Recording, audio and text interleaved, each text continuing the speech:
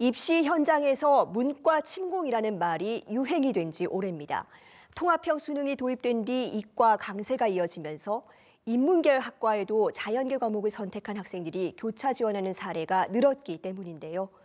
올해도 이 같은 추세가 이어질 것으로 보이는데 관련 이야기 전문가와 나눠보겠습니다. 먼저 영상 보고 오겠습니다.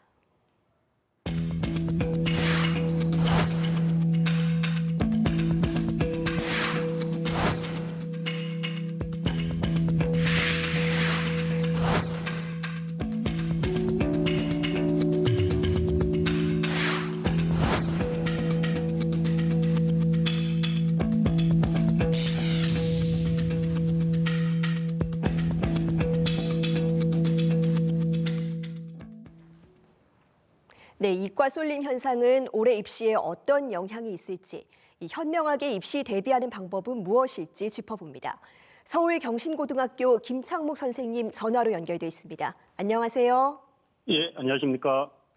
네, 이 한 입시업체가 올해 수능 응시생의 절반 이상이 이과생이 될 것이다. 이렇게 예측을 했습니다. 어떤 근거로 나온 추정치입니까? 아마도 지난 2년간의 수능 수학 영역 응시 인원 중에서 미적분이나 기하를 선택하고 그리고 과탐을 선택한 응시 인원을 따로 비율로 분류하여 이들을 이과생이라고 분류한 듯합니다.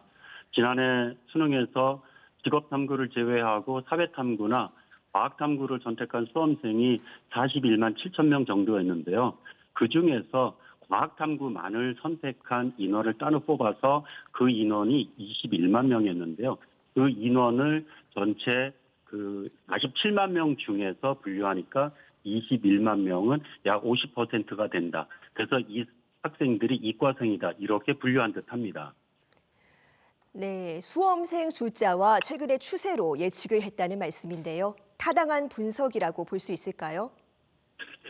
글쎄요, 저는 개인적으로 이런 그 분석이 개연성이 높은 추정이긴 하지만은 타당성이 있다라고 보기는 어렵습니다. 왜냐하면은 올해 영역별로 정확한 지원자들의 인원과 비율은 수능 시험 후에 3주 후에 실채점 결과가 발표될 때 비로소 알 수 있거든요.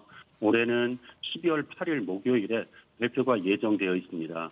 또한 교육과정과 수능이 통합된 현재 시점에서 이렇게 어떤 과목을 선택했다라고 해서 이과생, 문과생 이렇게 문이과를 구별하는 것은 타당하지 않다라고 생각하고요.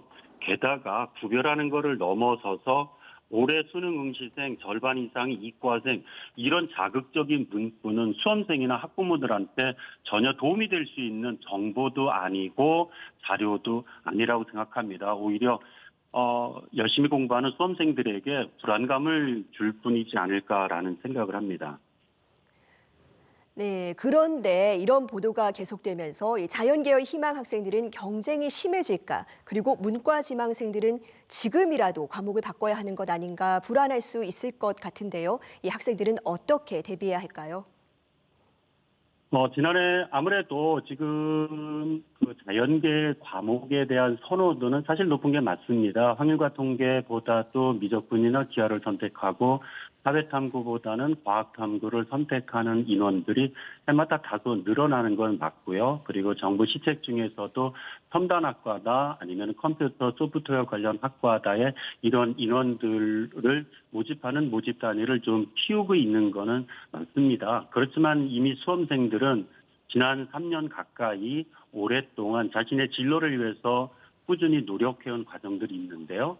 이렇게 그 자연계 학생들이 아니라 이과생이 는다라는 이런 용어로다가 우리 수험생들이 굳이 흔들릴 필요는 없을 것 같습니다. 크게 신경 쓸 내용이 아니고요. 이런 보도 때문에 과탐 응시생들이 사탐 응시로 간다든지 내지는 사탐 응시생들이 과탐을 선택해야지 뭔가 그쪽에 뛰어들 것이다라는 이렇게 진로 목표를 바꿀 필요는 저는 없다라고 생각하고요.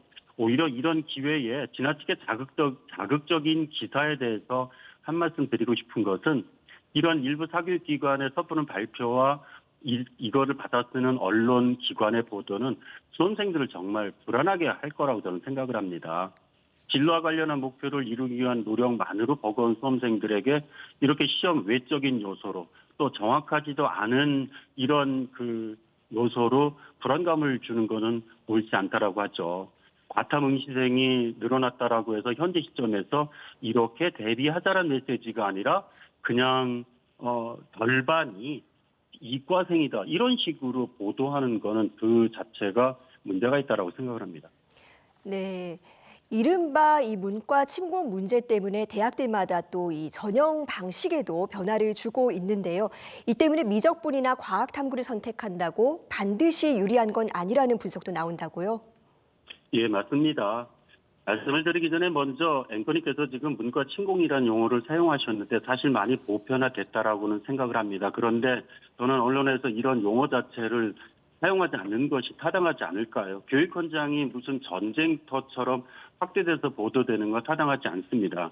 미적분, 기하, 바탐을 응시한 일부가 자연계 모집 단위가 아닌 인문계 모집 단위로 지원하는 현상들이 이게 왜 문과 침공일까요?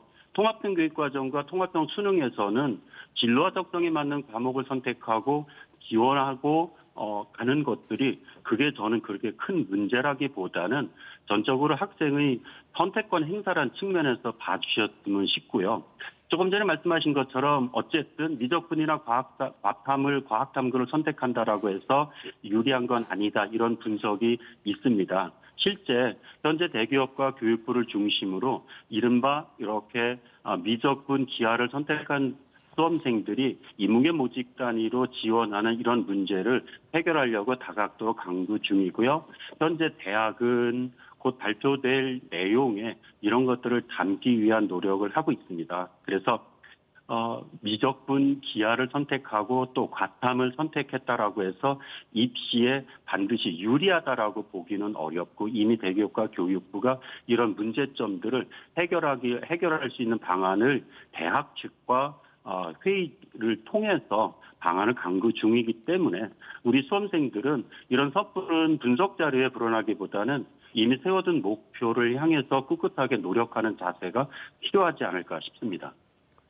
네, 이 3월 모의평가가 열흘 앞으로 다가왔습니다. 이 고3 수험생들 이번 평가를 어떻게 대비하고 활용해야 할까요?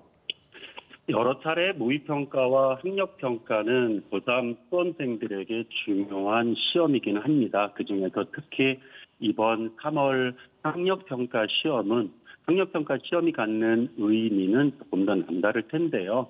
2학년을 마치고 지난 겨울방학부터 2학년을 마친 시점에서 12월, 1월, 2월 지난 겨울에 공부한 것들을 평가받는 시험입니다. 그런데 학력평가는요, 모의평가 내지는 학력평가는 말 그대로 자신의 객관적 위치를 경쟁 상대인 전국의 수험생들과 비교해보는 시험이라고 생각합니다. 그래서 이번 시험 결과는 지난 몇 달 동안 최선을 다해서 준비해온 결과를 평가를 받되 학력평가를 통해서 자신의 상대적인 위치를 확인하고 또 시험 결과를 통해서 나타난 자신의 약점을 보완하는 자세가 필요합니다. 일단은 최선을 다하는 시험을 대하는 태도 이외에 모의평가 내지는 학력평가는 그 결과를 분석하고 리뷰하는 과정을 통해서 자신의 역량을 키워나가는 이런 계기로 삼는 것이 꼭 필요하다고 생각합니다. 네, 지금 수험생들에게 가장 중요한 건 이 스스로 세운 목표와 계획에 따라 묵묵하게 11월 본 수능을 준비해야 한다는 말씀이셨습니다. 오늘 말씀 잘 들었습니다. 예, 감사합니다.